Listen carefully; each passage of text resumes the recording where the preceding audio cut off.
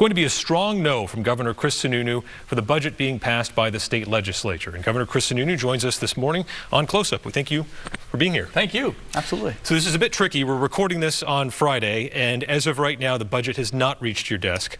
We're waiting for it. You're going to get a continuing resolution, so government will be open on July 1. Absolutely. The continuing resolution will ensure that the state is active. We're moving forward. Programs will be available. Government will be open.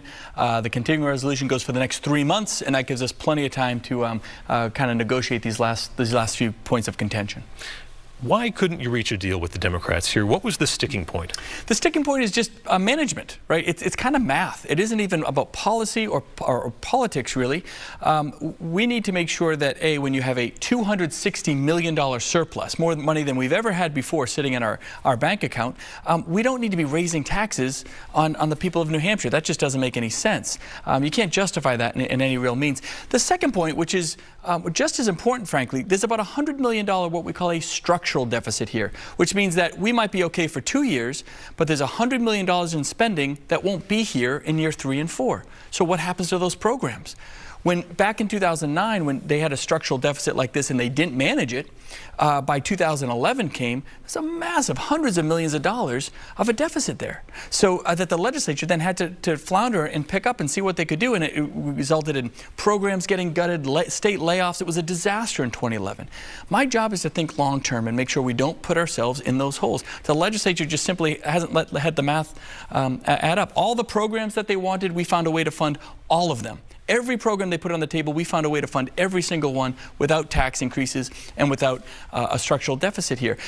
To the level that they wanted, to the hundreds of millions of dollars that they were asking in some of these programs, no, but tens of millions of dollars of funding that isn't there today, that can come forward tomorrow in education, provider rates. We can do all that without the tax increases and without the structural deficit. So it's really I'm asking the legislature to go back and understand how good management and math really needs to work in this thing to make sure it's a New Hampshire budget, maintains the New Hampshire advantage, keeps us on the forefront of where we are with our business taxes. Hopefully we can get them lower in the years to come, keep us competitive on that level. Businesses are flourishing and our economy is booming because the formula worked. We got to keep that going. One of the key lines you like to use is that Concord is not about the dysfunction of D.C., that it's different.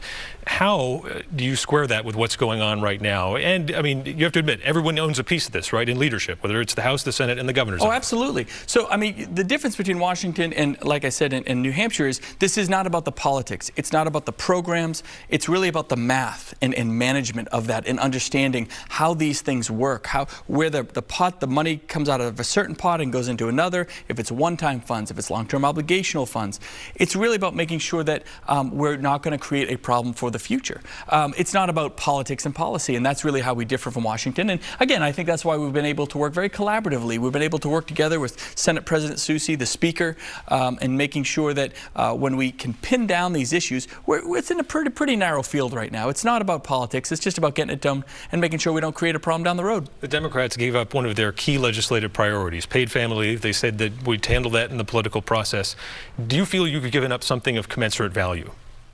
What have I given up? Yeah, what have you oh given my up goodness! That equals that, Are you kidding? We had a $65 million in school building aid that they completely wiped off the books. We had $30 million in student debt relief that's completely gone. $24 million to the university system to double the number of healthcare workers in the state, completely gone. I mean, I can go down the list of what we've given up.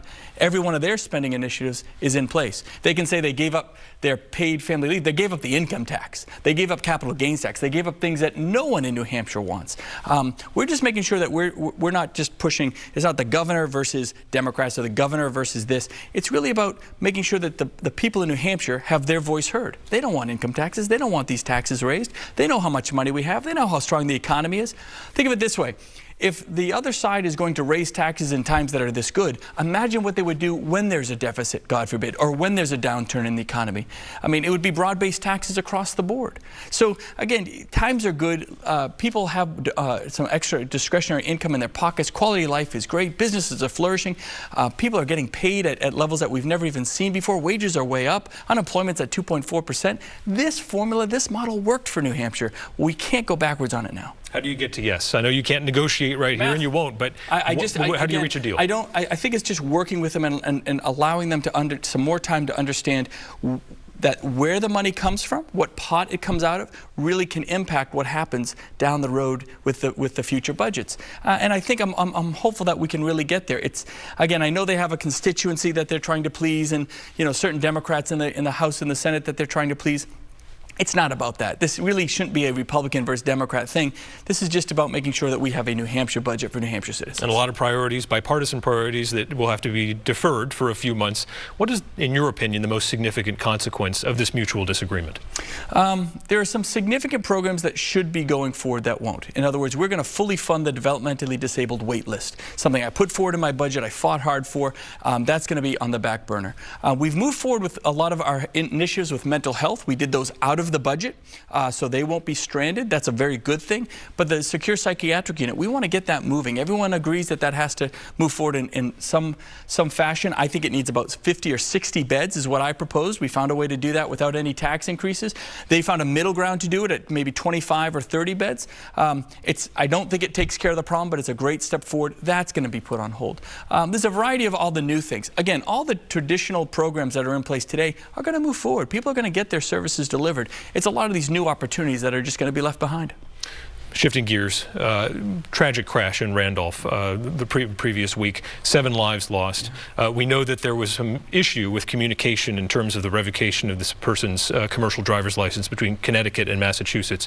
What steps have you taken to make sure that similar miscommunications don't happen here in our state? Well, as soon as we learned of the issue between Connecticut and Massachusetts, the fact that this individual should have never had a driver's license in the first place, I was on the phone with Commissioner Quinn and Elizabeth Bielecki, who runs the DMV. She does a great job.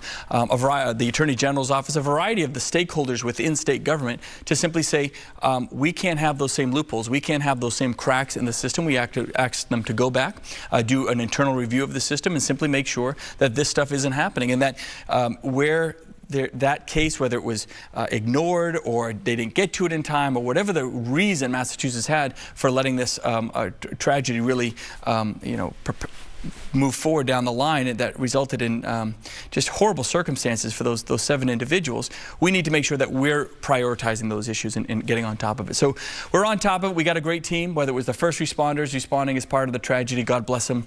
They did an incredible job up there, or making sure that government on our end is not going to have the problems that ultimately led to this in the first place. And before we wrap up here, new drinking water standards for PFAS, perfluoroalkyl substances here in New Hampshire, they're remarkably low. In the 10s and low 20s, the cumulative of 70. Is this going to protect public health? Absolutely. So, we've put more science and understanding behind what's happening, the PFOA and PFAS issue and those chemical compounds, more than any other state. And I can say that with a great sense of pride, frankly. We put a lot of effort into to understand how each of the chemical compounds work. There's nothing political.